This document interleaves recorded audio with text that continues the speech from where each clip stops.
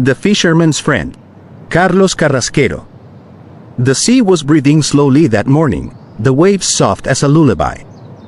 Taran sat at the end of the pier, his toes dangling above the water, his fishing rod resting lightly in his calloused hands. His eyes were clouded, pale as moonstone, unseen for nearly 20 years now, but it faced the dawn as though it could still feel the light. He smiled when the water rippled beneath him. "You came after all," a voice answered, low and deep, rolling like the tide against distant cliffs. "You thought he would not? Sometimes you vanish for weeks," Taran said, chuckling. "Makes me think you found another old fool to keep company."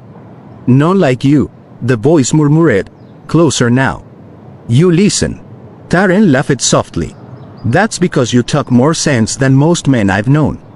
The two fell into their rhythm, an odd, easy companionship forged over countless mornings. Taran spoke of his youth, the storms he once braved, the songs his wife used to hum as she patched sails, the time his boy caught a silver trout bigger than his arm. The voice listened, always listening, sometimes answering in riddles, sometimes humming tunes that made the pier faintly beneath Taran's feet. "Do you ever tire of me?" Taran asked as he bided his hook by touch. "I tire of the silence when you are gone," the voice replied. He smiled at that. "You've a kind heart, for someone who stays by the piers more than town." "Kindness is older than the waves," it said, its tone softening. "Even the deep remembers gentleness." They sat together as the sun rose, or so Taran thought. Taran could not see his friend, but a coldness radiated beside Taran that he had come to understand as his friend's presence, or at least some of it. It made Taran smile at how refreshing it was in the warm weather. The gulls wheeled overhead. The world smelled of salt. Taran felt the pull on his line and laughed as it snapped free again.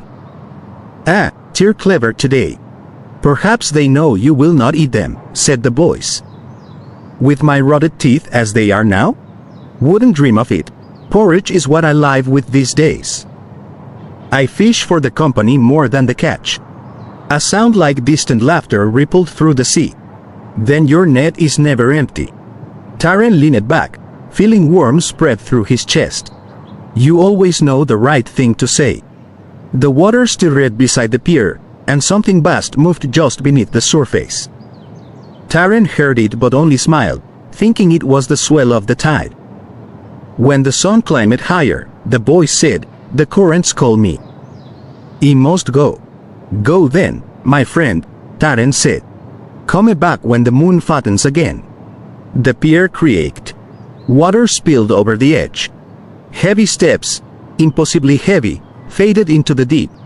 Alone, Taran listened to the waves and smiled to himself. "Strangest man I ever met," he murmured fondly. "But a good one."